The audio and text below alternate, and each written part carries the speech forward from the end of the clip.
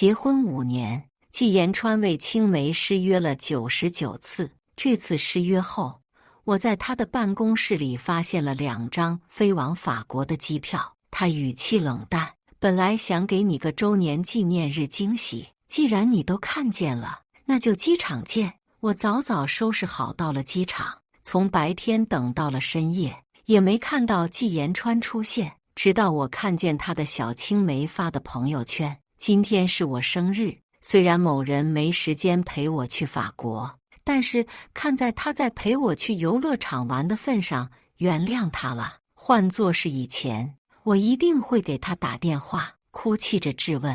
可是这一次，我真的累了。亲情长相守，真情在人间。”大家好，我是秋兰，欢迎观看《真情人间》。夜晚的机场很凉，外面甚至下起了倾盆大雨。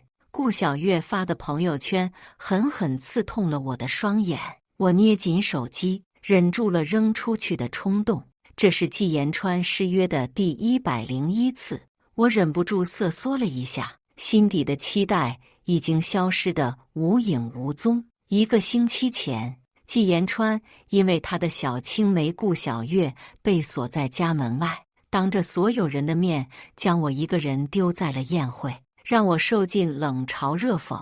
地方很偏，结束后还是好朋友特地开车来送我回家。为此我生气了好久，直到我在他的办公室里发现了2张飞往法国的机票。被发现时的他语气冷淡：“本来想给你个周年纪念日惊喜，既然你发现了，那就机场见。”我知道这是他在哄我开心。每次他因为顾小月失约我的时候，他就会给我准备礼物，偏偏我就吃这一套，被他哄得团团转，轻而易举地原谅了他。可是这一次，我只感受到了无尽的倦意。机场外风雨交加，吹得我忍不住打了个喷嚏。这里人烟稀少，我在打车软件上加了足足2倍的钱，才在凌晨1点等到了一位司机。回到家打开灯，我被坐在客厅一言不发的季延川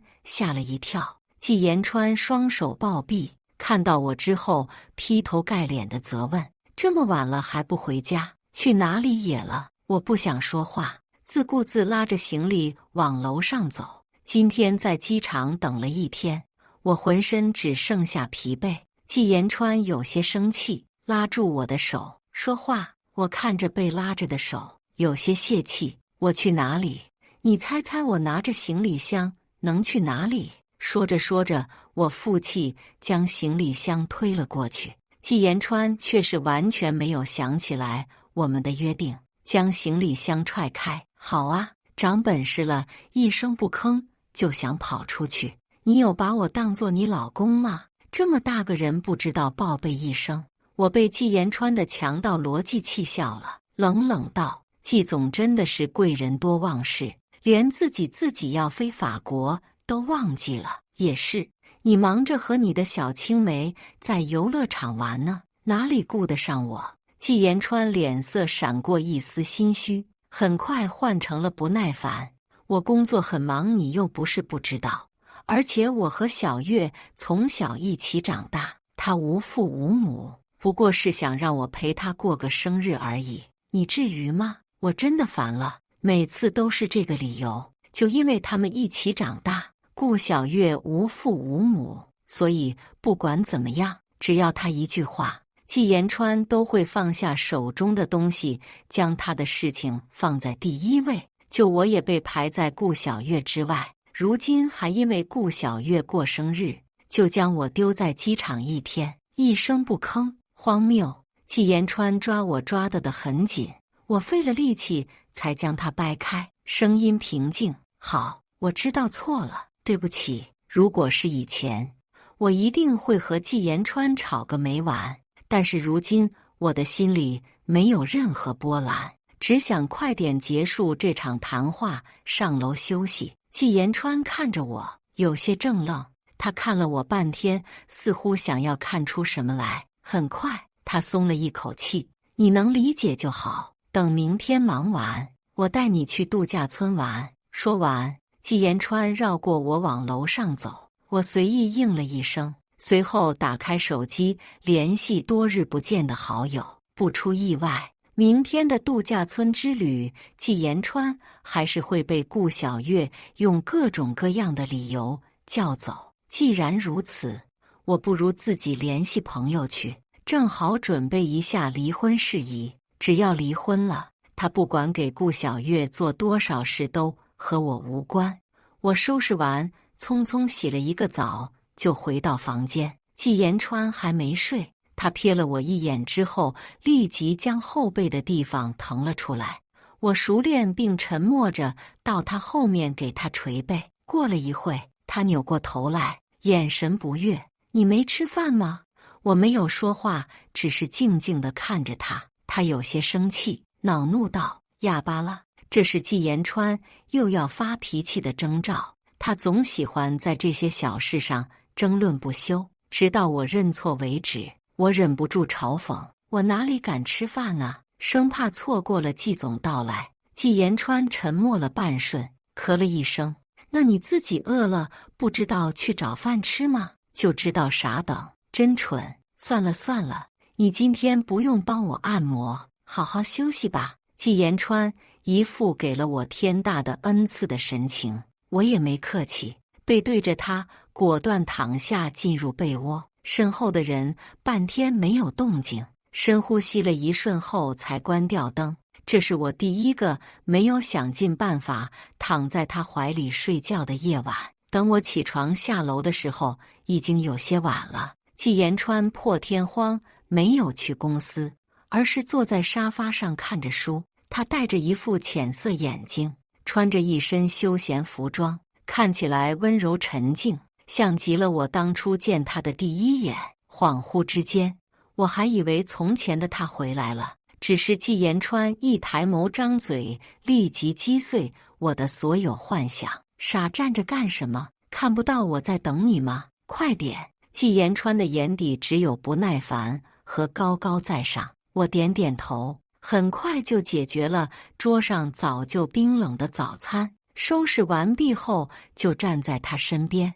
季延川上下扫视了我一身短袖长裤，忍不住皱眉。自己长得丑都不知道打扮的好看点吗？又丑又懒，也就我肯要你了。一旦跳出了对季延川的滤镜，我这才发觉他常常挂在嘴边这句话实在恶心。以前的我却是视若珍宝，当作是他爱我的证据。我在心底翻了一个白眼，面上点点头，没有说话。季延川意料之中的撒娇害羞没有到来，他静默了一瞬，随即说：“算了算了，看在今天要补偿你的份上，懒得和你计较。”我们很快就上了车，相顾无言，只有季延川的手机不停地叮铃作响。敢这么放肆骚扰的，只有顾小月。季延川没有半点不耐烦，将车停在路边，立即接起电话。我称着手看向外面的风景，耳边时不时传来季延川的温柔低语。电话那头的女孩子似乎在撒娇，季延川语气越发无奈。我第一次听见季延川这样的语气，他从来没有这么对我说过，腻得我想吐。季延川哄完顾小月，语气的宠溺还未完全消散，立即要我下车，等晚点去找你。我被抛弃在路边，看着季延川启动引擎扬长而去，心底泛起一阵酸涩。他不会回来了，就如同以前那99次失约一样。10分钟之后，许久不见的好友飞驰而来，女生摇下车窗，看着我冷哼：“当初就和你说过，全职太太不会有好结果的。”是啊，谁不知道季延川大学时被我死缠烂打了3年，最后因为发生了关系，不得不和我结婚。我的设计天赋异禀，本来有去巴黎进修的机会，只因为要嫁给季延川，毫不犹豫放弃了，选择做起全职太太，为季延川学会自己在家从来不会学的做饭、按摩等等技能。老师父母的厉声指责，好朋友的恨铁不成钢，我统统不在乎，一心只想待在季延川身边。我摇摇头，将这些抛在脑后，对着好友笑笑。今天叫你来，是希望你能帮我做一份离婚协议书。好友叶青青震惊我的话，立即将我拉上车。我听着他絮絮叨叨了许多话，喊着要为我争取更多的权益，帮助我早日脱离渣男，心里从未有过这么放松。被季延川丢在路边的委屈也一点点消散了。叶青青提前庆祝我脱离苦海，带我去玩，凌晨也不肯放我回家，也不让我拿着手机。等我看见消息的时候，季延川已经快将我的电话打爆了，就连消息也是接连不断的发送。等我回复时，只看见了一个红色感叹号，把我拉黑了。我不以为然，也将他拉黑，顺便删除，眼不见为净。第二天一早回到家后，我却看见了顾小月的身影，她手里端着一份早餐，看到我之后飞速跑过来，拉着我的手，来啦，快坐吧，俨然一副女主人的姿态。她凑到我耳边低语，还得谢谢姐姐你彻夜不归呢，不然我也不会在这里。不过嘛，就算你在，我晚点也会来的。说完，她得意洋洋地看着我。顾小月生得明艳可爱，而我因为做了全职太太后，一心扑在季延川身上，脸色蜡黄。如果是从前，我看到她只会自卑苦笑，但这次我没有如她所愿生气，只是淡淡笑着，是吗？那欢迎你来做客，你随意。包里还放着叶青青准备的离婚协议书，我只想尽快给季延川看。顾小月拉着我的手，却不肯放我离开，絮絮叨叨说着要我教她做早餐。她学会了要给季延川做。季延川不知道什么时候下楼的，他大步冲下来，挡在我和顾小月中间。他眼下还有乌青，神色不悦。石瑶，你又要对小月干什么？顾小月只是摇摇头。延川哥哥别这样，瑶瑶姐姐没有对我做什么。顾小月还比我大1岁，这一声姐姐叫得我直犯恶心。我向后退了一步，你没听到吗？我可什么都没干。季延川脸色却是更加阴沉，指着我痛骂，你以为我会信你？我刚亲眼看见你想推他，以前你就喜欢针对他，他都已经好久没有出现在你眼前了，你又想怎么对付他？当着我的面就想动手，你真的是被惯坏了。我不过是和顾小月拉了一下手，就要被季延川一通指责，莫名其妙。就连顾小月也在季延川身后得意洋洋看着我，已经不是第一次偏袒。我想到了当初那个亲手缝的平安符，那是我第一次学着缝制一个东西，熬了1个星期才勉强做出来。只是我小心翼翼包装好，在季延川工作时间递到他面前，只换了一句嘲讽：和你一样又丑又土，拿走。我觉得懊恼，暗自发誓下次缝制一个更好的，只是没来得及收回就被顾小月夺走。我觉得很可爱，姐姐可以送我吗？顾小月天真可爱，看着平安符的双眼亮晶晶。季延川当场替我答应了。仅仅过了半天，我就看见顾小月随手将它丢进了垃圾桶。我怒不可遏，冲上前当着季延川助理的面甩了顾小月一巴掌。事后，顾小月捂着脸抽抽噎噎，姐姐抢走了平安符，强行将它丢进垃圾桶里，还给了我一巴掌。我不知道为什么姐姐对我这么大的恶意，明明我什么都没做，就连在场唯一看见的助理也跟着附和，说我下手狠毒。季延川对我失望至极，当场让我滚出去，以后不许出现在公司。我只会哭，求季延川不要不理我。季延川没有一丝妥协，扭头吩咐助理立即将我送回家。现在想想，真想给当初的自己一巴掌。我神情平静，不想和季延川解释太多，从包里拿出一份离婚协议书。既然你在家，那就把这个签了吧。季延川一下愣住，低头看着离婚协议书，久久没有说话。离婚协议书被他攥的一角已经出现褶皱，道具准备的这么充足，他将离婚协议书狠狠摔在我脸上。你以为我会信吗？次次都拿离婚要挟我，真当我不会离是吧？昨天晚上不回家，消息不回，电话不接，我还没和你算账呢。做天做地也是有限度的。我伸手接住掉落的纸张，懒得吵架，这次是真的。我固执着将离婚协议书递给季延川，又重复一遍：我真的想离婚了。你既然这么喜欢顾小月，我不如成全你们。季延川瞬间暴怒，当着我的面将纸张撕了个粉碎。我和小月清清白白，什么都没有。你天天就知道瞎意淫我们。顾小月的神情从喜悦转为震惊。延川哥哥，季延川没有再搭理他，自顾自说道：以后不许再玩这种把戏，今天我就当作没见过。说完，他抄起桌上的钥匙，大步向外走。今天先冷静一下吧，我劝你好自为之。离婚了，我看你能去哪里？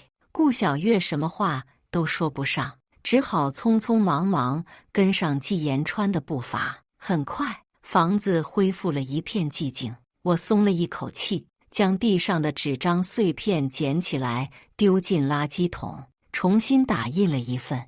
不管季延川答不答应，接下来都是叶青青和他谈离婚的事情，而我会离开这里，换一个城市生活。等到季延川手里拿着大包小包的礼物回家时，他发现家里似乎变了模样。入户门处的鞋柜只剩下他的，客厅中间的婚纱照被取下，空空荡荡，就连桌上我特地买的花瓶都不见了。一切都和他还没结婚时一模一样。季延川手指的青筋凸起，捏着袋子，很快又轻轻放下。以为这样就能吓到我吗？他将所有东西轻轻放下，大步冲上楼，打开房间。石瑶，如果是往日，我一定会兴冲冲跑出来迎接他，不顾季延川的意愿抱住他。但这一次，没人回应季延川。房间里所有属于我的东西都被我尽数带走，就算带不走的，我也丢了。石瑶，季延川不敢相信，而是将家中所有的房间一并打开，哪里都没有我的身影。好啊，你玩失踪，看我找到你之后怎么收拾你。季延川再一次回到我们的卧室，他猛捶了一下床垫，随后眼神扫到了方才没有注意到的床头柜，是一张检查报告，我特地留给他的，上面显示的是我失去的唯一一个孩子的日期。季延川拿起来，愣住了。他从来都不知道我曾经怀孕过，但是看着上面显示的日期，他恍然想起了从前。这个时候，他在陪着因为家里停电害怕的顾小月，而我因为胎相不稳定，在路上被人推倒摔伤，我哭得厉害，下意识打给自己最为依靠的人。只是当时的季延川语气冷淡：哭什么？不就是摔了吗？你自己就不知道爬起来或者打120，我又不是医生。后来季延川随口关心一下我，问我现在怎么样，我一边摆着花，一边摇摇头，没什么事啦。医生说我养几天就好了，怎么可能没事？那可是硬生生从我肚子掉下来的骨肉，它就这么眼睁睁消失在我眼前，变成一滩模糊。只是当时的我足够爱季延川，知道他特别喜欢小孩，不愿意告诉他而已。当时的我天真又可怜，认为下次再怀上的时候告诉季延川，这样说不定他会更爱我一点。季延川将手抚上报告，依旧不肯相信，他和我曾经有过一个孩子，消失在了他陪顾小月的那一天。报告下，是我重新打印的离婚协议书。他难得拿起来认真看，我选择净身出户，什么都没拿。季延川的一切都让我恶心，我只怕以后想起来夜夜做噩梦。但是用他钱买的东西，我毫不客气拿走了。我对东西还算有感情，万一顾小月要入住进来，将他们随意处置，我会心疼。很快，一道陌生电话打给了季延川，他接起来：“季延川先生是吗？我是石瑶女士的律师，特受委托来问你什么时候签字。”季延川脸色苍白，将东西放回原位，语气里压抑着怒火：“石瑶在哪？我亲自签好给他。”叶青青一口回绝：“我方当事人不愿意寄给你，你签好之后放在 XXX 寓所前台即可。”季延川被怒气反笑：“不签，除非石瑶来见我，告诉他别以为玩失踪了就可以相安无事，我会找到他的。”说完，季延川立即挂断电话。不知道过了多久，顾小月的电话也打了进来：“延川哥哥，我有点不舒服，陪我去医院好不好？”季延川恢复了有些许温柔的神情：“知道了，我现在就来。”他立即挂掉电话，看着离婚协议书许久，很快就大步离去。1个月后，我已经在一个小县城里安居乐业，决定重新捡起自己的兴趣爱好，决定开家花店，顺便尝试自己制作衣服。很快人人都知道，这个小县城里多了一个富贵独居女性，有不少当地人都来和我套近乎，发现我年轻，和我又聊得来后，希望把自己家儿子介绍给我认识。我一一回绝。这么多年的婚姻生活磨灭了我对爱情的渴望，想起来的时候，脑海里总会不自觉涌现出季延川的脸，让我恶心。我一个人搬家开店，都是当地人热情帮忙才一一弄好。我深深呼吸着空气，是自由的味道。以前的我简直就是脑子被驴踢了。忙活完一切后，叶青青的电话也接着打了过来。季延川也太烦人了，死活不愿意签字。我整整磨了他1个月，油盐不进，什么话都不听，说话还难听。你怎么忍受他这么多年的？我将手机揣进兜里，打扫着自己刚买下来的新店，一边觉得好笑，一边觉得看不懂季延川，说尽伤人的话，做尽伤人的事，到头来却不肯签离婚协议书。我安抚完叶青青后，叹了一口气，决定亲自给他打电话，这样磨下去也不是个事。立即就被接通了。另一头的季延川听到我的声音之后，深呼一口气，咬牙切齿：1个月舍得出现了，现在立马回来，我还能原谅你？我有些不耐烦地打断他的话：究竟怎么样你才肯签了离婚协议书？或者你给个银行账号来，以前我用你的钱我全还给你，行了吧？闹到现在闹够了没？谁给你的自信让你觉得我会离不开你？伤人的话我也会说。季延川显然没受到这么大的委屈，呆愣了半天没有说话。我听着另一头的呼吸从急促到平缓，随后又咬牙切齿：我不会同意离婚的，你休想摆脱我。仅仅过了1个星期，租给我房子的房东阿姨来到我家，有些担忧地和我说，最近有个男的一直在打探你的消息，还砸钱买了你隔壁那栋小别墅。房东阿姨拉着我的手：好孩子，要不你赶紧走吧，不要被人陷害了。能做出这些事情的只有季延川。我脸色平静，摇摇头：没事，找个时间我就去解决了他。好不容易找了个喜欢的地方安家，要走也得是季延川赶紧走。我生怕季延川对我做些不好的事情，做足了对应策略，房东阿姨还没离开，门口就传来轰隆声。这个声音我听了5年，是季延川的车。我又见到了季延川，房东阿姨一人就认出了他，就是买了我旁边的小别墅的人，生怕我出事，死活不肯回家。我们3人在我家客厅面对面坐着。只是1个月，季延川消瘦了许多，眼底的乌青很重。如今已经是秋季，他只穿着一件淡薄的长袖，但是多年征战商业的气质让你难以忽略。季延川示意让房东阿姨走开，我拉住阿姨的手，摇摇头，有什么话赶紧说。她眼神黝黑平静，直勾勾看着我。终于见到你了，瑶瑶。瑶瑶，好久没有出现过的称呼，不管在哪里，她从来都是喊我全名，只有在床上情动的时候会喊我瑶瑶，具有极大的调情作用。如今再一次喊起，却有一丝委屈的味道。我不明白他有什么好委屈的，明明从头到尾受伤的都是我，现在听着反而像是我抛夫弃子了。我没有应，只是给他倒茶。想必来都来了，一定是带了离婚协议书吧？房东阿姨顿时瞪大了双眼，但又很快恢复神情。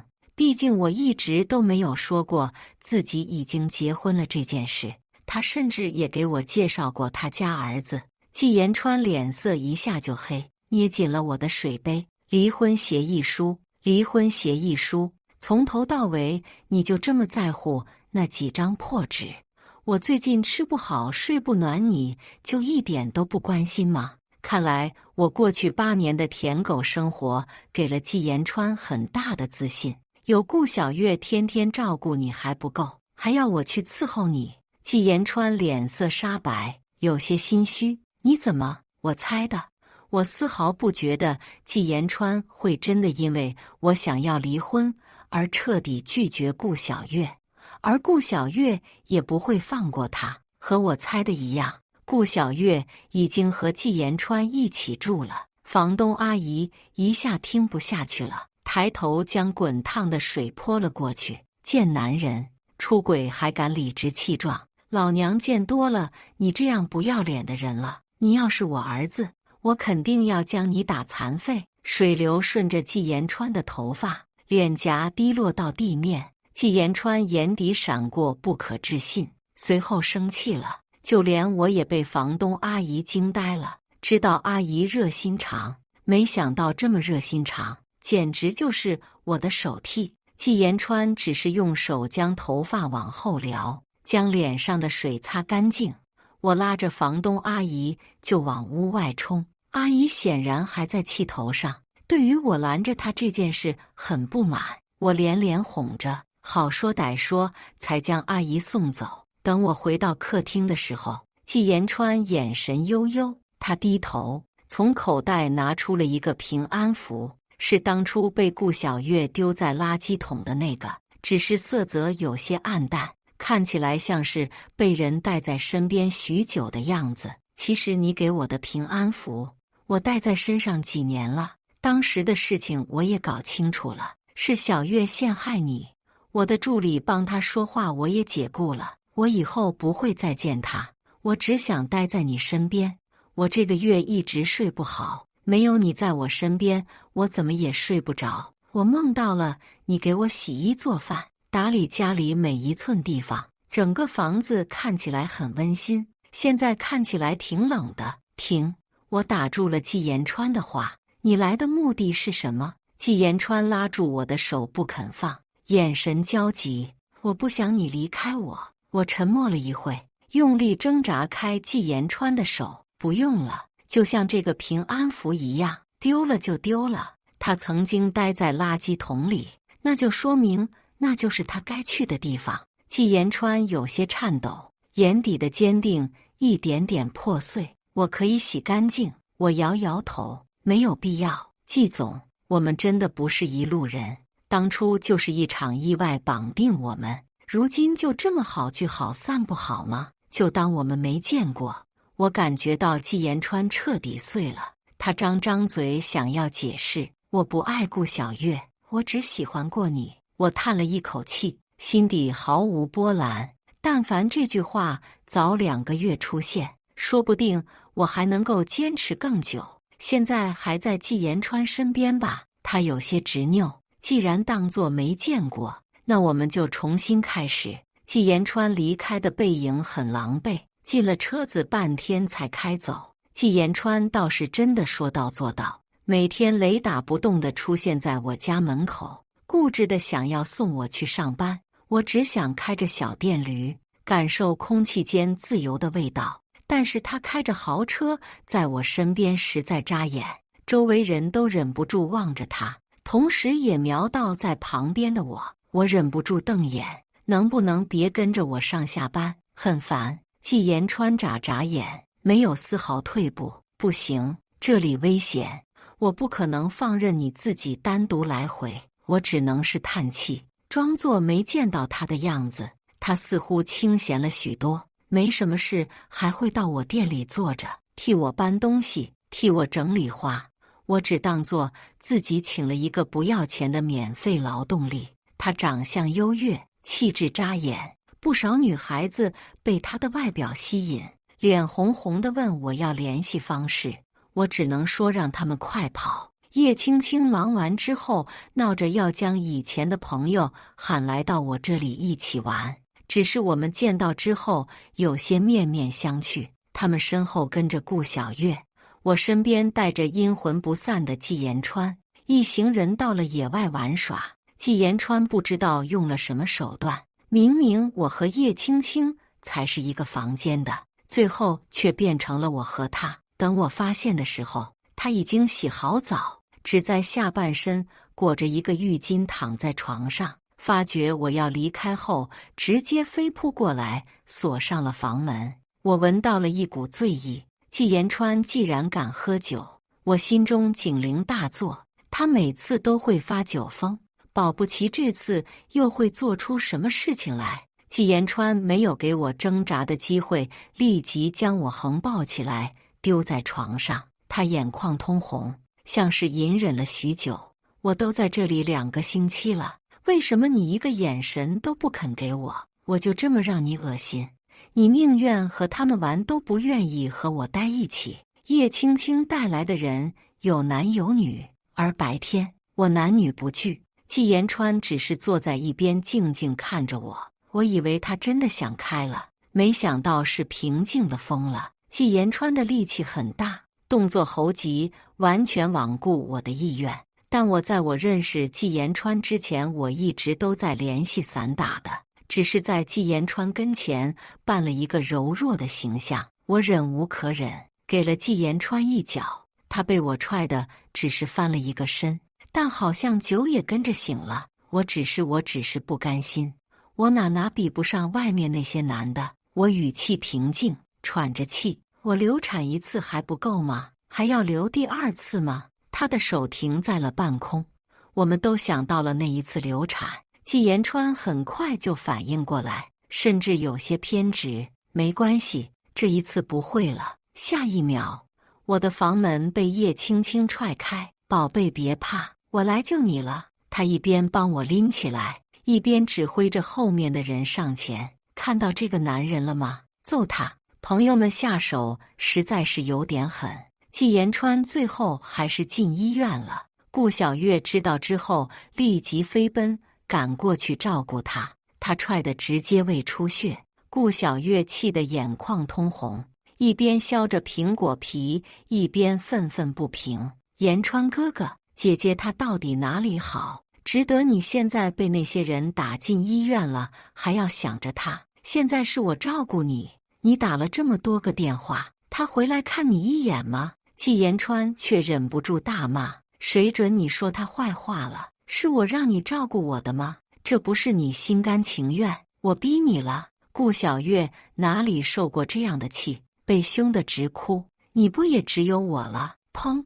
不知道季延川摔了什么东西，你但凡有点羞耻心，就给我滚出去！我一点都不想看见你。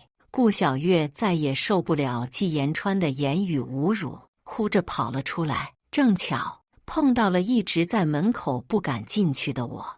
你是不是一直在外面偷听？听到我和延川哥哥吵架，很开心是不是？你这个贱人！顾小月越想越气急败坏，伸手就要打过来。我没有必要再惯着他，反手给他摔地上。顾小月摔得龇牙咧嘴，放声痛哭。季延川出来后，看见顾小月躺在地上，有些怔愣，摇摇我忍不住出声嘲讽：怎么了？看见你的好妹妹躺地上心疼了？他没有再看她，反而是看向我，眼神里闪着期待的光芒。你是来看我的吗？我只是笑笑，你想多了，我只是想乘机离个婚。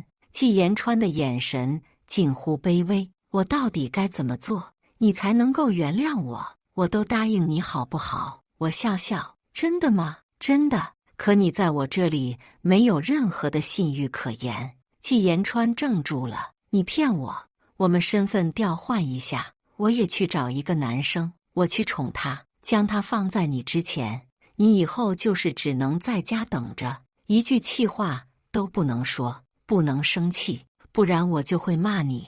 我看着季延川的脸色有些惨白，怎么了？受不了了？这样的日子我过了5年，所以我讨厌你，我不想和你在一起。我一遍又一遍地将离婚协议书拿出来，我不想走到诉讼离婚的地步，麻烦你快签了吧。季延川沉默了许久，我执拗地将纸张拿着，很快他终于接过了我的笔，飞快地签下。我露出了舒心的笑容，谢谢季总成全，在这里养好病就回去吧。顾小月看起来真的很爱你。顾小月踉踉跄跄站起来，有些怔愣。我没有再看两人，拿着终于签好名字的离婚协议书离开。2个人都终于走了，我长呼一口气。还是有很多女孩子问我之前的帅哥去哪里了，我还是那句话，快跑！叶青青走之前给了我一个巨大的拥抱，恭喜啊，终于离婚成功了。等着，姐给你安排几个小鲜肉，让你玩玩。我连连摆手，表示现在看到男的就有点烦，以后再说。